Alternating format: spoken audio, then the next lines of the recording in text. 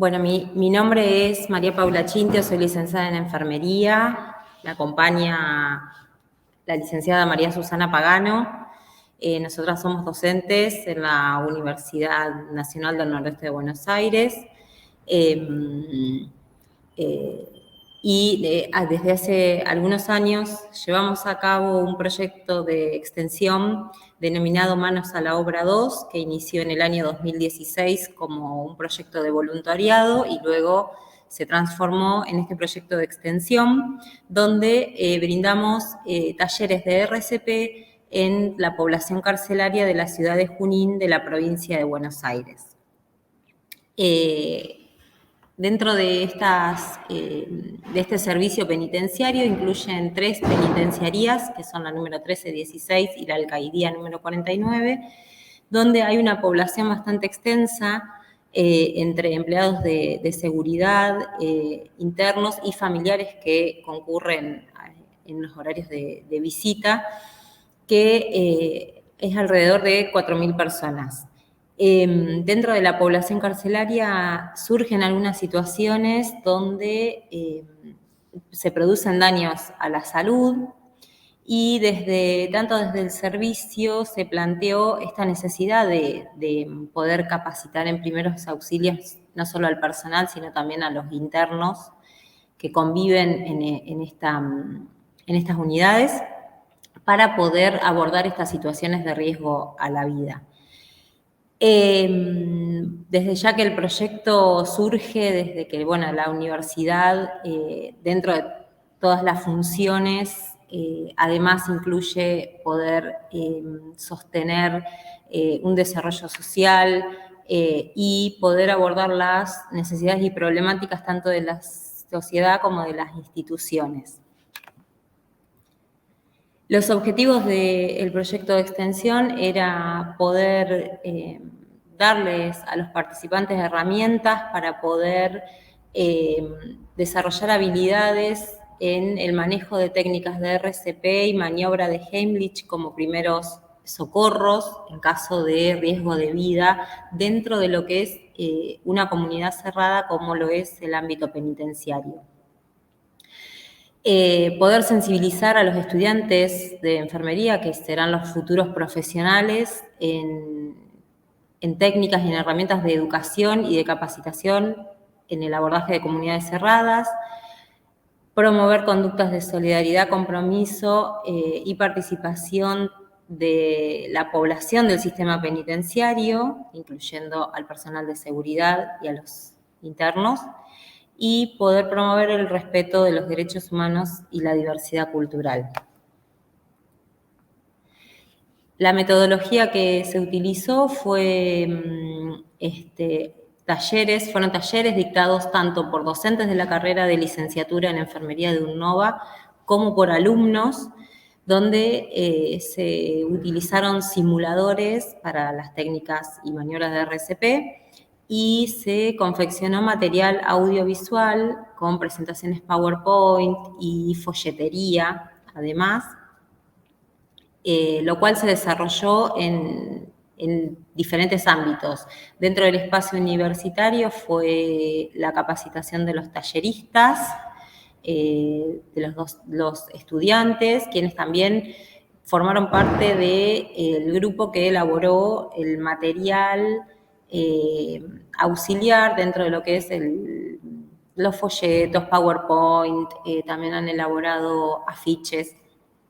Y en el ámbito del servicio penitenciario sucedieron los talleres con la comunidad, que la comunidad participante fueron el personal de seguridad y también los internos con buena conducta. Se ejecutaron diferentes talleres teórico-prácticos con la técnica también de simulación. Los resultados que tuvimos, a partir del 2017, cuando este proyecto pasa a ser un proyecto de extensión, durante 2017 se dictaron 16 talleres dentro de la comunidad penitenciaria, capacitando así a 450 personas, de las cuales el 60% eran internos con buena conducta y el 40% el personal de seguridad. En 2018 se realizaron 36 talleres donde se capacitaron a 2.775 personas, con un porcentaje de 70% de internos y 30% del personal de seguridad. En la convocatoria 2019 se volvió a presentar el proyecto, pero por cuestiones obviamente de público conocimiento, como es la pandemia de COVID-19, no se pudo llevar a cabo y nuevamente se vuelve a presentar en convocatoria 2021, donde se realizaron 12 talleres y se capacitó a 350 personas.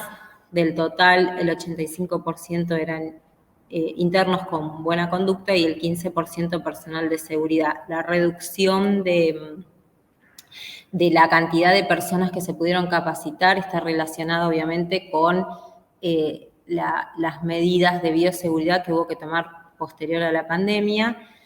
Y en la convocatoria 2022 se vuelve a presentar, el cual está en ejecución actualmente. Como conclusiones, todos el equipo de trabajo, docentes, alumnos, personal administrativo también de la universidad ha trabajado con compromiso, responsabilidad, de manera segura, sobre todo. Todos los participantes que asistieron a los talleres demostraron interés por los temas e incluso han manifestado nuevas inquietudes, de las cuales surgen otras necesidades educativas, como lo que es el cuidado de la salud, que se ha presentado en otro proyecto de educación para la salud, y también los estudiantes demostraron una actitud ética y responsable respecto al cuidado de las personas que se encuentran privadas de su libertad. Bueno, aquí tenemos algunas imágenes de los diferentes talleres que se realizaron. Generalmente se realizan en ámbitos como lo es la parte donde están la iglesia evangélica, en algún salón de usos múltiples que tienen los internos para realizar algún tipo de actividad. Y la verdad que fue una experiencia muy enriquecedora tanto para los estudiantes como para los docentes que participamos de este proyecto, y ha contribuido al fortalecimiento por ahí del espíritu profesional de la enfermería. Bueno, y les dejo una imagen de del servicio penitenciario, que son las unidades donde hemos asistido de la entrada. Muchas gracias. Muchas gracias. Bom, desculpem, então, meu nome é Claudete, sou docente do Departamento de Educação do campus de Araraquara, da Universidade Estadual Paulista, e desenvolvo trabalhos relacionados à questão da cultura afro-brasileira, educação antirracista, ligadas, né, à Lei 10.639. O trabalho que eu vou apresentar é um trabalho que vem sendo desenvolvido desde 2020, né, num período ainda de pandemia e que se estende, né, até hoje. É um trabalho intitulado Percepção de Crianças sobre o Racismo no Espaço Escolar, construindo caminhos para uma educação antirracista. É um trabalho que veio a encontro das demandas, né, da escola. Nós fazemos esse trabalho numa escola de anos iniciais, né, do ensino fundamental, anos iniciais, envolvendo crianças de 6 a 11 anos, né? É uma escola onde havia problemas de conflitos, né? As crianças vivem numa situação de muita vulnerabilidade, os professores tinham bastante dificuldades, né? Em desenvolver atividades na escola por conta desses conflitos, e veio ao encontro também de uma lacuna, né, que nós temos nos cursos de graduação, que é a inserção, né, da disciplina da educação, cultura, história e cultura africana e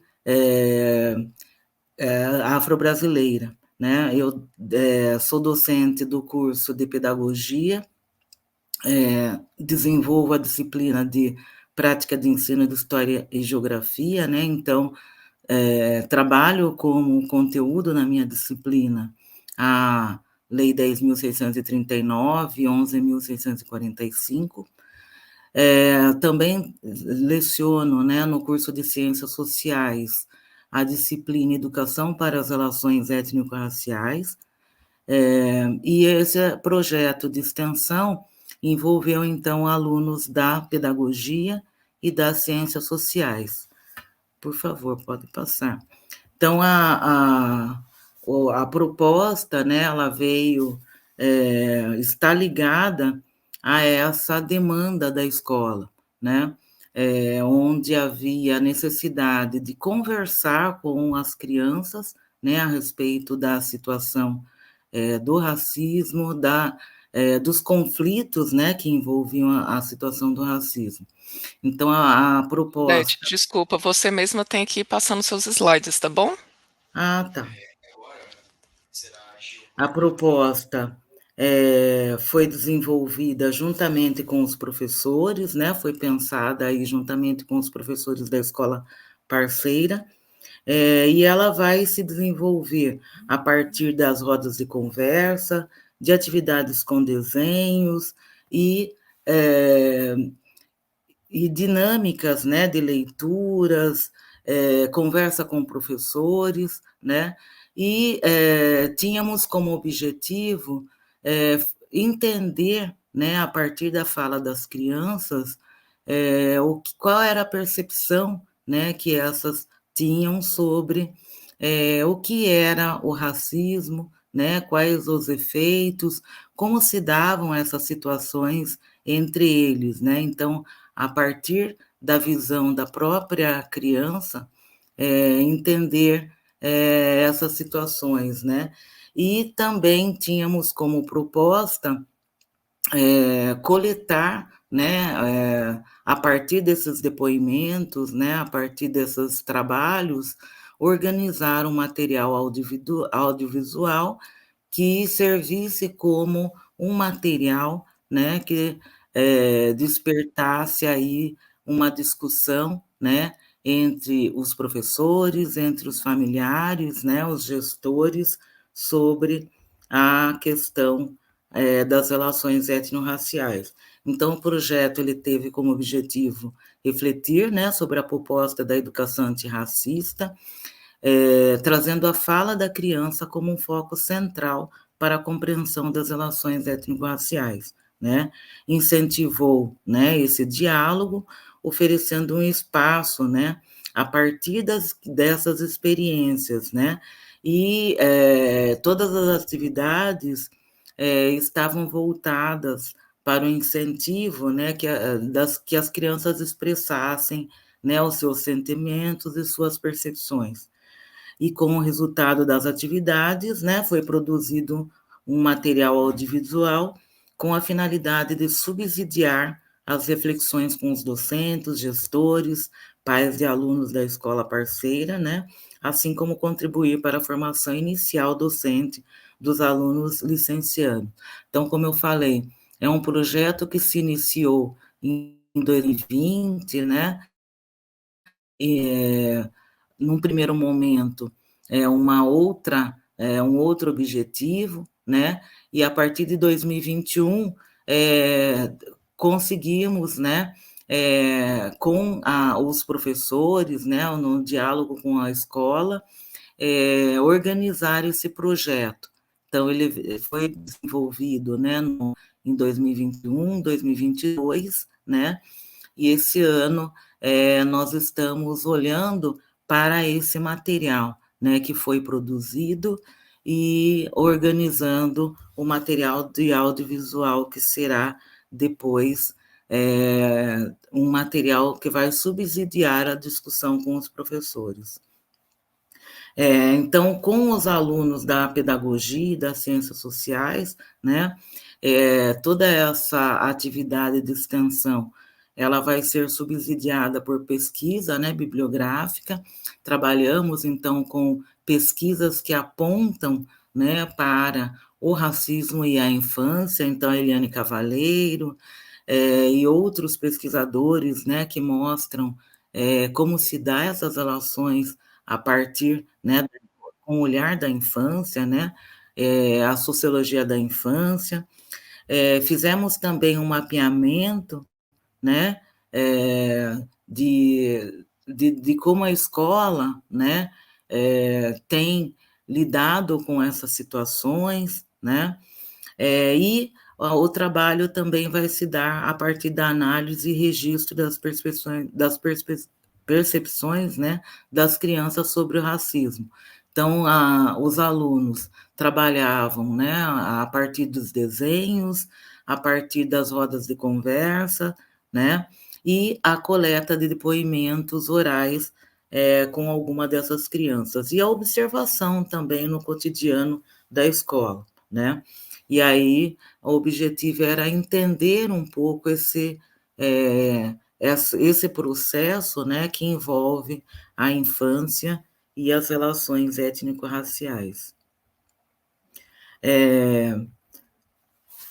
As atividades, então, foram, né, planejadas, visando a escuta, né, dessas crianças da faixa etária de 6 a 11 anos, né, desenvolveram essas atividades, né, de registro, de expressões, né, buscando compreender as percepções sobre a identidade étnica e relações que se estabeleceram na escola. Então, foi necessário, inicialmente, trabalhar a questão da autoidentificação, né, que era uma questão também que a escola trazia, né, então, a partir de atividades como autorretratos, leituras, né, da literatura infantil, né, de trabalhar como que as crianças se viam, né, como se reconheciam, né, enquanto identidade étnica racial, né, utilizamos recursos didáticos, né, e aí foi bastante importante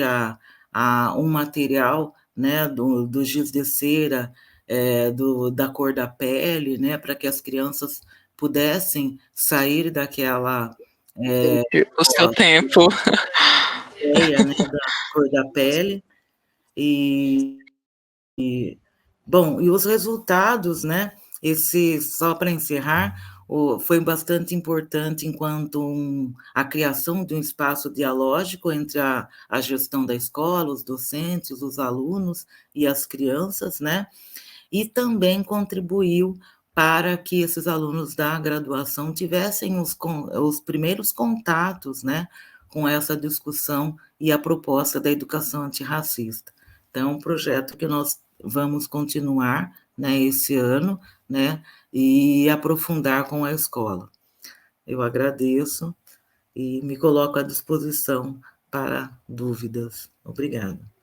Bom dia a todos e a todas. Meu nome é Paulo César Correia Borges, sou professor de Direito na Unesp, campus de Franca, e este projeto é um projeto que envolve vários professores do próprio departamento e de outros departamentos também da universidade, alunos da graduação e alunos da pós-graduação. Junto comigo nessa apresentação colaboraram o professor Fernando Andrade Fernandes e o professor do Departamento de Direito Público também, Daniel Damasio. O nosso núcleo, que é o NET-PDH, Núcleo de Estudos da Tutela Penal e Educação em Direitos Humanos, ele já está desenvolvendo projetos em escolas públicas no município de Franca, que é interior de São Paulo, desde 2011. E, obviamente, a gente vem acumulando aí conhecimento, procurando aperfeiçoar o projeto, sempre numa perspectiva de atuação horizontal com os professores da escola e com os alunos da escola e também da própria universidade, envolvendo esses níveis pós-graduação e graduação da universidade, com o ensino fundamental da escola. Nesse sentido, esse projeto foi se aprimorando, inclusive durante a pandemia, nós não paramos os projetos nas escolas, o que nós fazemos ano a ano é sempre buscar novos parceiros, novas escolas que fazem adesão ao projeto e a gente passa a desenvolvê-lo com essas outras escolas. Na pandemia, passamos a usar ferramentas audiovisuais, formulários Google e outros instrumentos que permitiram, à distância, continuarmos tanto fazendo reuniões internas na Unesp quanto externas, porque não havia outra forma de execução do projeto senão à distância. O projeto ele tem uma concepção de direitos humanos numa perspectiva crítica, da teoria crítica de direitos humanos, que vai considerar a gênese dos direitos humanos em etapas, que passa pelas mobilizações sociais ou reivindicações sociais, para, num segundo momento, a universidade, a filosofia, enfim, todos os ramos do conhecimento buscam compreender a dimensão dessas reivindicações, a teorização, até que, numa terceira etapa, se tornam políticas públicas, inclusive por meio da positivação, isto é, por meio da aprovação de leis tratando e garantindo o acesso a essas políticas públicas relacionadas às reivindicações, que terão, obviamente, um momento posterior de eficácia jurídica e extrajurídica, ou seja, não adianta dizermos que temos direitos se não há essa mobilização e constante, mesmo após a positivação, a aprovação de leis instituindo essas políticas nos mais diversos cenários do direito. E é importante uma última etapa que fala para a gente, que sustenta isso, o professor Hélio Galiardo, da sensibilização sociocultural, porque ela vai retroalimentar as mobilizações sociais, elas vão legitimar essas mobilizações e esses direitos reconhecidos, inclusive em políticas públicas.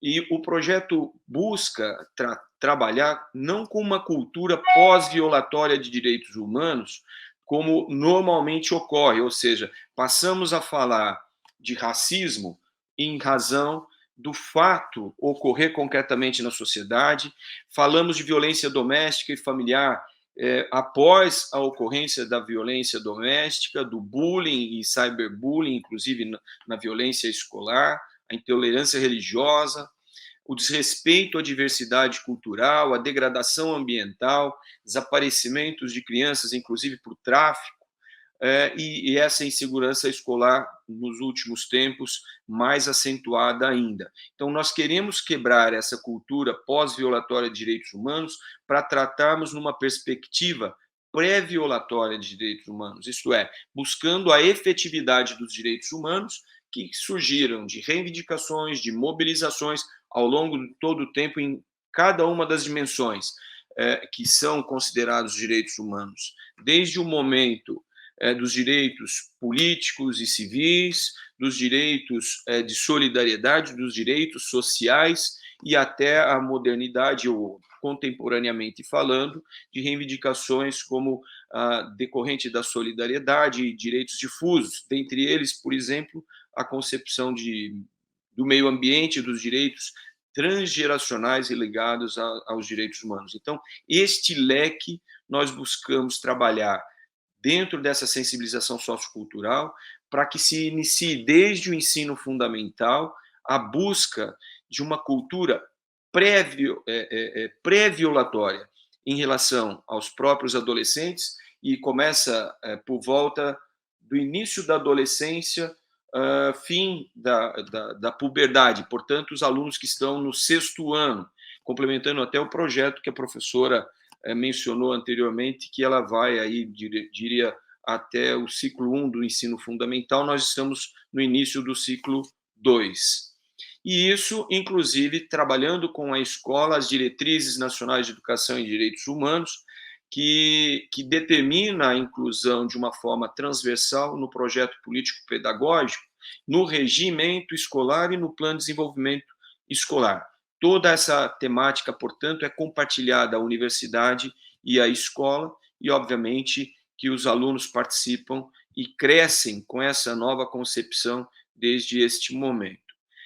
Com relação à Lei 14.164 de 2021, que alterou a Lei de Diretrizes e Bases, ela alterou para reforçar que os currículos e conteúdos desses currículos devem tratar dos direitos humanos e diz expressamente a prevenção de todas as formas de violência contra a criança, o adolescente e a mulher.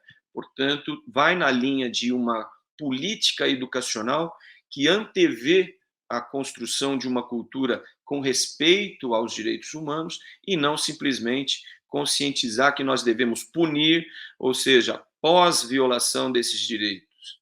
E isto é uma busca incessante. Eu mencionei no início que nós trabalhamos com a pós-graduação e a graduação, e junto nesse conjunto, a universidade em parceria com a comunidade. E nós trabalhamos fazendo uma primeira pesquisa temática, elaborando roteiros, rodas de conversas temáticas internas na Unesp, no grupo de estudantes da graduação e da pós-graduação dentro do núcleo, que é o NET-PDH, e fazemos rodas de conversa com os alunos de todos os cursos no campus, de forma aberta, como na forma de um evento cultural, para que eles também tenham acesso às pesquisas e aos resultados das pesquisas temáticas que são realizadas. Com esse material... Seu tempo se encerrou. Eu vou concluir, então, desculpe. Tudo bem. Então, com todas esse material, vamos às escolas e realizamos, então, a oficina na própria escola. No segundo semestre, a gente sempre faz um evento na universidade, trazendo os professores, diretores, para participar. Aqui nesse slide nós temos aí os vários materiais e as temáticas que preparamos, levamos à escola e isso está disponível na internet. E temos aí algumas fotografias das oficinas. A primeira foto é na escola, a da direita, canto superior, são oficinas internas na Unesp, e aqui nós temos aí uma atividade aberta para todos aqueles da comunidade acadêmica que queiram participar e das escolas participando também, e encerramos o ano com uma gincana de direitos humanos feita na escola, que é esse último slide aí, buscando a concretização e efetivação dos direitos humanos para uma formação de seres humanos livres de discriminação, pobreza e preconceito dentro das diretrizes nacionais de educação. Eu agradeço a oportunidade e me coloco à disposição de todos. Bom dia a todos os presentes. Meu nome é Emanuele Rodrigues Cera, sou aluna de graduação de Ciências Biológicas na Unesp de Ilha Solteira, e hoje vou falar do meu trabalho para vocês, a evolução do impacto da divulgação científica no projeto Ilha de Ciências. Sou orientada pela professora doutora Cristiane da Silva Ribeiro, responsável pelo laboratório Lefisa, aqui em Ilha Solteira. Bom, inicialmente a gente consegue ver essa distância entre a universidade e a população, criando uma barreira entre esses dois mundos, deixando a ciência dentro dos seus muros, dentro do muro da universidade, mantendo distante do público leigo. Dessa maneira, vem algo novo, que é a divulgação, não tão novo, né? A divulgação científica que quebra essa barreira. Podemos definir ela como o uso de recursos, técnicas e processos para a veiculação de informação científica para o público leigo. Dessa maneira, ela faz uma tradução desses termos científicos especializados para aqueles que não entendem, então, dessa forma, afinal, nem todos são especialistas. E dessa maneira, todos tenham acesso a essa informação. A divulgação científica, ela se adapta aos novos métodos, aos novos recursos e às novas técnicas. Dessa maneira, a gente vê o aumento da divulgação científica na internet e nas redes sociais, principalmente hoje em dia no Instagram e no TikTok. A divulgação científica não se abrange só à universidade, mas também à escola. Dessa maneira, no currículo paulista, a gente vê que para os 8º e 9º anos existe essa proposta de habilidades e de gerar conhecimento sobre a divulgação científica. Dessa maneira, objetiva-se nesse projeto desenvolver uma letiva de divulgação científica para os alunos de 8º ano, do Ensino Fundamental 2, utilizando como ferramentas vídeos e as redes sociais para realizar a divulgação. Bom, a nossa metodologia foi baseada em que foi realizado na Escola Estadual Leia Silva Moraes. Foi feita essa eletiva de divulgação científica com encontros semanais de 1h30, o que seria o equivalente a 2 horas aulas. Foi aplicada no primeiro semestre de 2022 com essa turma de 8º ano, que continha 28 alunos nessa sala. A gente fez esses encontros dividido em 3 partes. A primeira foi feita uma introdução sobre o tema, então conversamos com eles sobre a divulgação científica, como ela é realizada, como podemos identificar uma boa divulgação científica e como podemos identificar aquela que é má, ou seja, as fake news. Em um segundo momento, que foi a segunda parte, foi feita uma primeira elaboração de um material de divulgação. Esse material de divulgação foi baseado em artigos da Super Interessante, para que esses alunos tivessem esse primeiro contato com a divulgação científica. Os alunos foram divididos em 7 grupos de 3 a 4 pessoas. Cada grupo recebeu um artigo da Super Interessante e eles realizaram um roteiro sobre o artigo, e a partir desse roteiro eles gravaram um vídeo curto de 1 minuto no estilo do TikTok. Para a terceira parte, que seria o segundo material de divulgação, foi a partir de uma palestra realizada por um representante do Laboratório Lefisa, que falou sobre as arraias de água doce que se encontra aqui em Ilha Solteira, um assunto que ainda não era de domínio desses alunos. A partir dessa palestra, os alunos foram divididos novamente em grupos, foram 5 grupos, onde cada grupo recebeu uma parte do que seria um roteiro maior. Com a elaboração de cada parte, foi criado esse roteiro e foi feita a gravação no porto de Ilha Solteira, onde é feitas as coletas de arraias, e também em um laboratório da própria Unesp. Assim que os vídeos foram gravados, foram publicados na conta do Instagram, @science.isa. Se vocês quiserem entrar posteriormente, vão ver o vídeo realizado pelos alunos e também os vídeos curtos. E acompanhamos as métricas de visibilidade e engajamento. Bom, dos nossos resultados, devemos falar inicialmente sobre os vídeos curtos. Dos 7 grupos, apenas 3 foram publicados no nosso Instagram, 3 dos vídeos, porque tiveram que passar pelos padrões de qualidade necessários para serem publicados. Neles inclui informações corretas, né, tempo correto e também estar no português correto, estar bem escrito e estar bem falado. Dessa maneira, foram publicados e analisamos os engajamentos e visibilidade, concentrando principalmente nas visualizações e também nos compartilhamentos, curtidas e comentários de cada um dos vídeos. Como podemos observar já de cara, assim, nesse gráfico, o vídeo 4 obteve muito mais visualizações, também muito mais curtidas, compartilhamentos e comentários do que os demais vídeos curtos, o que é um pouco contraditório do que a gente esperava, porque os vídeos curtos no Instagram geralmente têm um maior engajamento, o que foi um dado muito interessante para nós. Se a gente for concentrar nos vídeos curtos, podemos ver que o primeiro vídeo curto teve 55% mais visualizações que o segundo vídeo e teve 53% mais visualizações que o vídeo 3. Dessa maneira, a gente vê que os alunos conseguiram, né, desenvolver essa aplicação e também conseguiram ter o engajamento esperado. O vídeo, nesse T4, que seria 1 ano após a publicação do vídeo, obteve mais ou menos 1.500 visualizações. Dessa maneira, podemos concluir que Em um primeiro momento, os alunos desenvolveram habilidades e conhecimentos sobre a divulgação científica de forma teórica e prática. Os vídeos curtos apresentaram menor engajamento e visibilidade que o vídeo extenso. O vídeo extenso conseguiu atingir cerca de 5% da população de Ilha Solteira. E o tempo atuou como um fator do material, no qual a gente pôde ver no gráfico que sim aumentou a quantidade de visualizações, comentários, compartilhamentos e curtidas nos vídeos com o decorrer do tempo.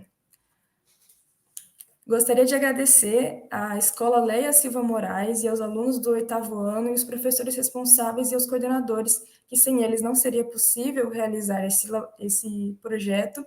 Também ao Laboratório Lefisa, que disponibilizaram seu tempo e conhecimento para a palestra, e a Pró-Reitoria de Extensão e Cultura da Unesp fez pelo financiamento proporcionado e a bolsa oferecida.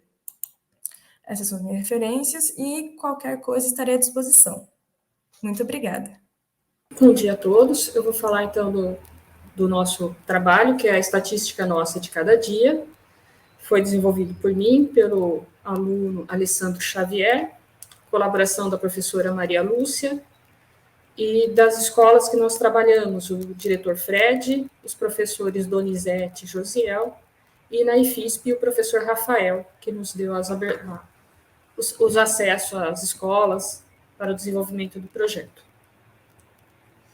Bem, o projeto o objetivo principal é de levar a estatística no dia a dia, mas que eles pediram e nosso know-how, que era sobre meio ambiente, então nós trabalhamos com o desenvolvimento de problemas ambientais, como o uso da água, da energia, como o pano de fundo, né, o tema, e aí a gente aplicou as ferramentas da estatística.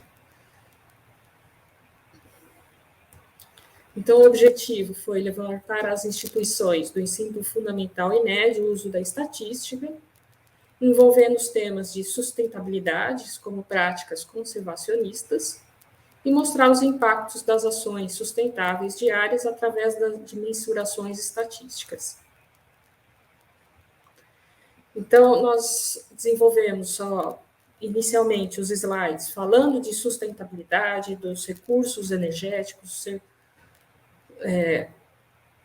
Posteriormente, aplicamos um questionário junto aos alunos para eles compararem o consumo deles em relação ao consumo ideal.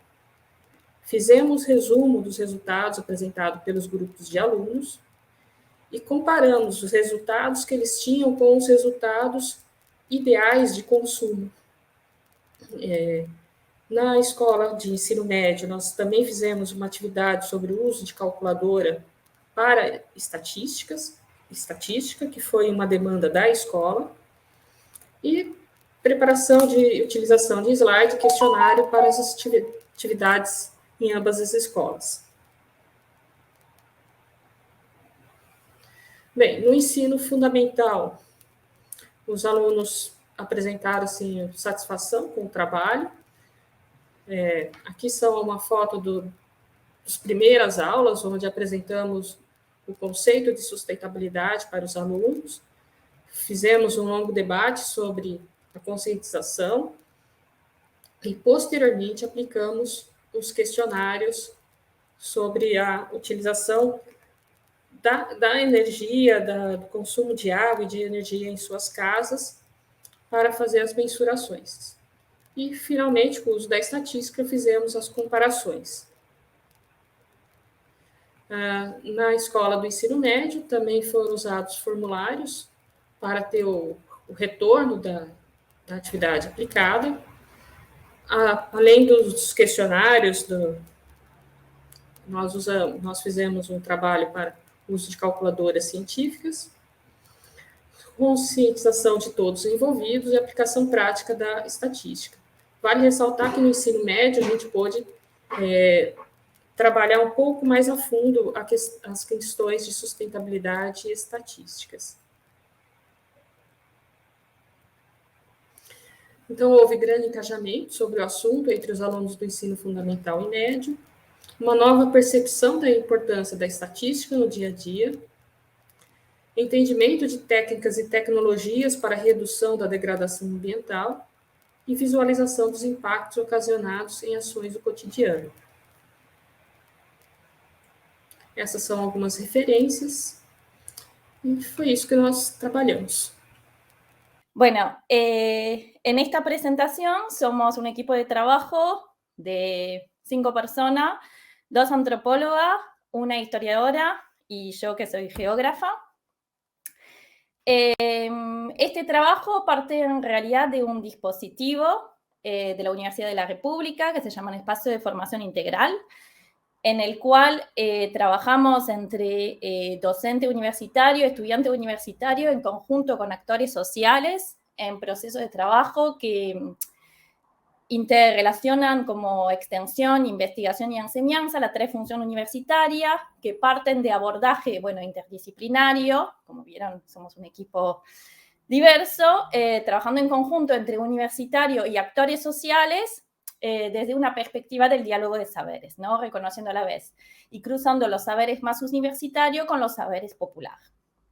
Este trabajo, ahí le puse un mapa de Montevideo, se focaliza en 3 barrios de Montevideo, de más bien barrio periférico, relegado, por así decirlo, de la ciudad, Malvin Norte, Punta de Rieles y Villa García, que en realidad está ahí al lado, en la frontera, el límite entre Montevideo y Canelones, el siguiente departamento. Los objetivos han sido un poco de este trabajo, que tiene que ver con las memorias colectivas barriales. Bueno, ha sido generar procesos integrales que ponen el foco en estas memorias colectivas e identidades locales como una forma de reconstrucción y apropiación de una historia barrial en estos barrios relegados, periféricos, como les venía diciendo, sobre la que no necesariamente hay registro o registro escrito y sistematizado. Se busca ahí como de alguna manera hacer como visible, darle visibilidad o reconocimiento a una historia local que ha quedado como invisibilizada en la historia oficial o en la historia más hegemónica, poniendo como en valor, poniendo el foco en estas memorias locales, colectivas, en estos espacios urbanos periféricos.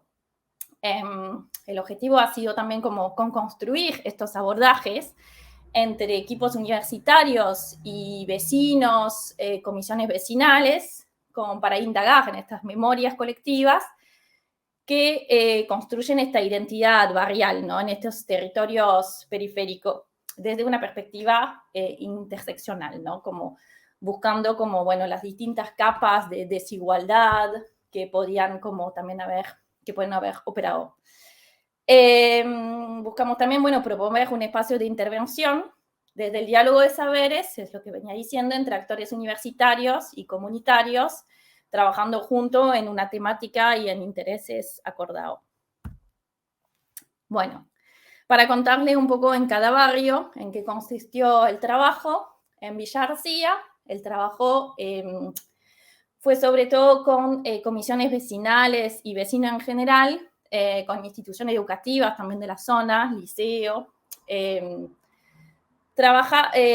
recordar o reconstruir la memoria que tenía que ver con una experiencia educativa que sucedió desde mitad del siglo XX, si no me equivoco, que se llama la Unidad Educacional Cooperaria, que era como una institución educativa desde la escuela, donde se buscaba donde había un espacio de integración, un proyecto como bastante horizontal en el barrio, desde el cooperativismo, un poco donde, bueno, había una huerta que daba comida a la cantina, al resto del barrio, donde todos los vecinos venían trabajando. Entonces, como que ha sido una experiencia bastante conocida en Uruguay en términos educativos, y es como una historia que los vecinos quieren rescatar bastante y como que les quiere dar una cierta identidad o unidad al barrio que hoy en día podría tener como alguna fragmentación.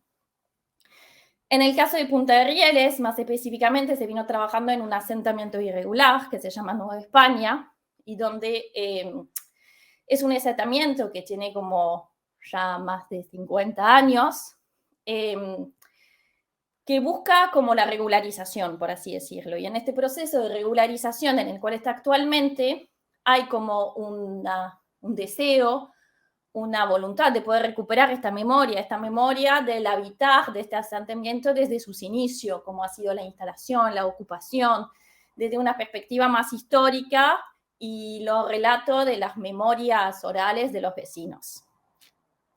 Entonces, y usa como, bueno, un poco estos relatos, esta reconstrucción en este proceso de lucha para, lograr la regularización. En cuanto a Malvin Norte, el tercer barrio en el cual venimos trabajando, este proceso de recuperación de la memoria empezó a partir como demanda, a partir de una intervención urbana. Había un asentamiento irregular, uno de los más grandes y antiguos de Montevideo, que era el asentamiento Isla de Gaspar, que fue realojado totalmente a finales de 2017-2018, y a partir de eso se generó como un parque urbano, un gran parque urbano en todo el perímetro del asentamiento, y bueno, vecinos que fueron realojados en las vueltas, y o mismos vecinos que también viven en condiciones relativamente precarias alrededor del parque, se movilizaron en torno también a la gestión o organización del parque, pero con una voluntad de no olvidar lo que había sido este espacio y bueno, querer también como trabajar colectivamente en una resignificación de lo que había sucedido durante muchos años en este territorio estigmatizado. Metodológicamente, ¿cómo trabajamos? Bueno, la centralidad ha sido como en el trabajo con los vecinos, en su historia barrial, sobre lo que no hay registro escrito y sistematizado, como le venía contando. Entonces, bueno, trabajamos esencialmente a partir de relatos orales, que sean entrevistas colectivas, individuales, donde, bueno, se viene reconstruyendo la narrativa, ¿no?, de lo que sucedieron en estos distintos territorios, desde las vivencias personales o colectivas, también en base a cartografía social, ¿no?, como teniendo una representación del territorio, ¿no?, desde las experiencias de cada uno, recuperando archivos fotográficos, actas de reuniones, folletería de eventos, como fuentes diversas que los vecinos vienen aportando, definiendo también ahí, bueno, qué se quiere contar y de qué forma. Como elementos de reflexión final, como 3 aspectos capaz de destacar para luego intercambiar. Primero, esta idea de las memorias colectivas subterráneas, ¿no? Esta idea que veníamos diciendo, que son territorios de la ciudad que han sido estigmatizados e invisibilizados, que están invisibles hoy en día, pero también a nivel de la historia, de las memorias, donde no han sido tenidos en cuenta estos sectores sociales y geográficos en los relatos históricos hegemónicos, ¿no?, de la historia de la ciudad o de Uruguay en general, ¿no? Entonces, bueno, esto implica hacerle como más visible y trabajar con la comunidad y estos sectores en su, bueno, derecho a la identidad, a la memoria y al conocimiento de su pasado. Segundo eje, la memoria como operación colectiva. Esta idea de trabajar en conjunto con los distintos vecinos, comisiones vecinales, sobre, bueno, esta memoria, estas identidades, ¿no?, del pasado, estas historias que también vienen construyendo lo que es el presente, que nos permiten capaz interpelar y problematizar algunas formas del habitar y de relacionarse del hoy en día. Y como tercer elemento, pensar estas memorias como memorias en disputa, ¿no?, donde frente a estos procesos de silenciamiento y olvido en estos relatos hegemónicos, bueno, luchar por la representación de estos sectores que han sido como invisibilizados. Por ahí serían como un poco la presentación y estos elementos de reflexión para luego intercambiar. Muchas gracias. Olá, eu sou Fernanda Souza, sou graduada em Gestão de Serviço e Saúde. Vou apresentar o projeto Leitura e Saúde, que é um projeto de extensão universitária que promove o acesso à leitura e informação, que tem como integrantes também as alunas de enfermagem Camila Stephanie, Thaís Vieira, e tem como professor docente de referência a professora doutora Carla Rona da Silva, e quero já deixar meu agradecimento ao financiamento feito pela PROEX da UFMG. Bom, o projeto Leitura e Saúde iniciou suas atividades em 2019, após uma observação dos pacientes e acompanhantes que permaneciam um longo período de espera dentro do campus saúde da UFMG. É um campus que tem um complexo hospitalar que atende toda a região de Minas Gerais, e normalmente esses pacientes e esses acompanhantes passavam um longo período de espera porque eles dependem dos cargos dos municípios. A partir dessa observação, teve início ao projeto, que tem como seu principal objetivo ofertar a essa população o acesso a uma literatura diversa, de diversos gêneros, desde infantil, infanto-juvenil, romance, religioso, educacional, por meio de uma biblioteca itinerante. Então, uma biblioteca móvel, que ela vai se mobilizando dentro do campus, dentro desse complexo hospitalar, visando uma democratização, acesso à leitura e à informação. Então, um pouquinho da metodologia do processo. O projeto ele funciona de forma presencial. Durante a pandemia da Covid-19, a gente continuou o projeto por meio da plataforma online, então pelas mídias sociais, pelo Instagram, pelo TikTok, pelo YouTube. Antigamente, antes da pandemia, o projeto já tinha o Instagram, só que ele era muito mais voltado apenas para divulgar informações sobre o projeto, os horários que a biblioteca estaria presente no campus, informações de algum evento, algo nesse sentido.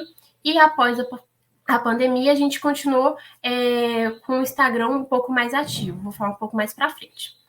Os livros disponibilizados são frutos de doação de pessoas físicas e instituição, então todo o projeto se mantém através dessas doações.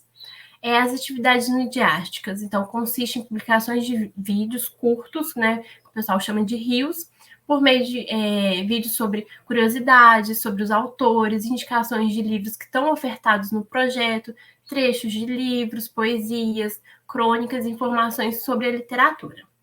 Os resultados, então, do projeto são obtidos por meio de análise da quantidade de alcance desses posts, desses vídeos feitos pelo Instagram e as outras plataformas, e dos livros entregues à população.